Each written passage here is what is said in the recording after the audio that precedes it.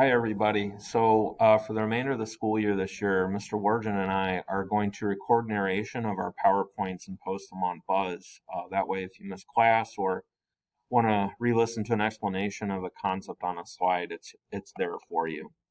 So at this point, the assumption is we've already gone over the chemistry review in class with you. Now we're going to start the actual AP Bio material.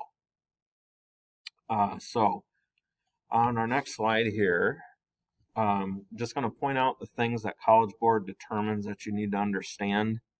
I'll let you look through these. Polarity, hydrogen bonding, cohesion, adhesion, and surface tension. Those are two close clusters of concepts.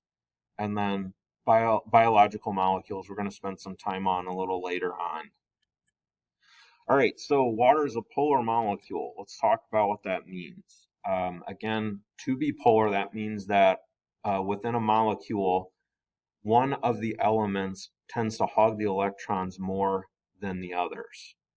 And when you have polarity between molecules, you have an opportunity for a very special type of polar attraction called hydrogen bonding. What happens most commonly with hydrogen bonding in biology is oxygen of one molecule of water attracts to the positive hydrogen of a nearby molecule. So if you take a look at a diagram of hydrogen bonded water, it can form up to 4 bonds. And let me show you why that is. So the oxygen is a 2- charge, which means it's capable of attracting and holding 2+ charges. So if a hydrogen is 1+, one oxygen in the central molecule there can attract and hold a hydrogen from 2 separate water molecules. So one water molecule is capable of holding 4 other water molecules through hydrogen bonding. Some vocabulary words to highlight. Cohesion is hydrogen bonding between like molecules. Think of the word co as together. So the molecules would likely stick with each other. Surface tension is slightly different, although related. It's a measurement of how difficult it is to break or stretch the surface of a liquid, i.e., breaking the cohesion. And here are some graphics showing the high surface tension of water. And you also observe that in our penny inquiry activity. Adhesion, bonding between unlike molecules. So instead of water sticking to itself or attracting to itself, it attracts to something else.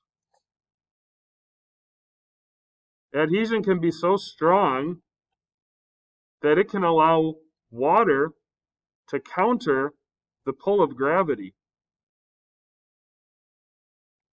That's a huge concept in AP biology because without this chemical property, the survival of plants would not be possible. Plants need to draw water up into their tissues in order to survive.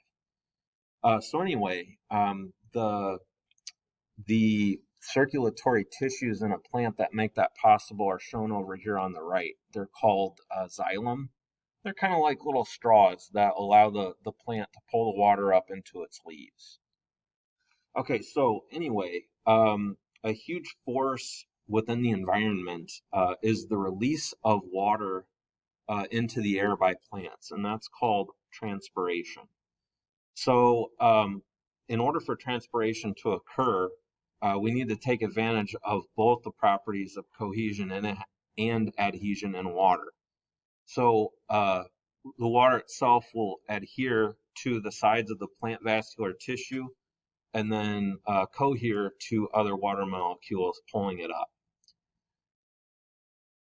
All right, this also helps plants keep their temperatures down in very hot climates because water has what we call a high specific heat, which means that the temperature must increase quite a bit in order for water to evaporate off the plant itself.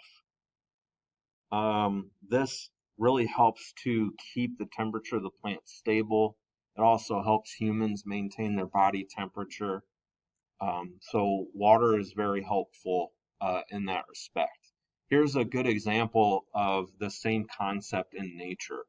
So it's called the sea breeze. If you take a look at this map here, this is Los Angeles on the California coast. Of course, out to the west, there's the Pacific Ocean. Pacific Ocean is densely packed water molecules that hold on to the warmth of summertime well into fall and into the winter, which helps regulate the temperature of the land very close to the water. Another property of water that is a consequence of its chemical makeup is called evaporative cooling. Examples of this are cool plants, which is referring to the temperature cool, not how cool they are, and also human sweat. So what's important to understand just conceptually is, due to the chemical properties of water, when water undergoes this phase change and evaporates, that will absorb heat. If the surface of your body is hot and you sweat and that sweat evaporates, that heat on your body's surface will be absorbed by the water during that phase change, resulting in this evaporative cooling. Why do we sweat? Not so much that the liquid cools us down, but that its evaporation leads to evaporative cooling. Another property, expansion upon freezing. We are Midwestern people, so we've likely seen this before. The fact that ice is less dense than liquid water. So that's due to some chemical properties within water molecules. The hydrogen bonds have to line up in a very specific way as it goes from liquid and is cooled down further into ice. And this is a huge concept in biology because we believe that life began to evolve in the oceans. And if it were possible for the ocean to freeze from top to bottom of the water column, then it would have made it much harder and therefore taken much, much longer for life to have evolved there. So some simple vocabulary regarding solutions. Water is known as the solvent of life. A solution is a homogeneous mixture of two or more substances. The solvent is whatever there is more of, and the solute is whatever there is less of. Water is an excellent solvent because of the fact that it's polar.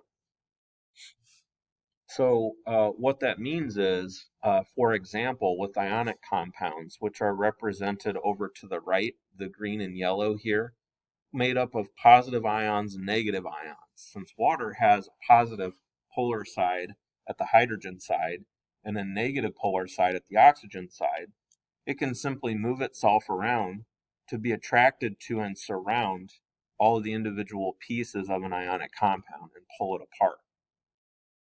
So chemists have a saying that like dissolves like. In other words, liquids with chemical properties dissolve things with similar chemical properties. Water specifically, we talk about it being we talk about the properties of hydrophilic versus hydrophobic chemicals. Hydrophilic means that water dissolves it well. Affinity means attraction. So there is an attraction for water in hydrophilic things. These are also polar, or the most extreme polar chemicals, ions, excuse me. Some examples would include cellulose, sugar, and salt, and blood. Rounding this slide out, hydrophobic, examples including oils and lipids, and the cell membrane. Just think conceptually about that, how these will not dissolve in water. I'm sure you've seen oil and water interacting. The reason why we do not see that form solution and instead stay separated from one another is due to these substances being hydrophobic, i.e. non-polar. Okay? Remember, water's polar and like dissolves like, so non-polar will not dissolve in water.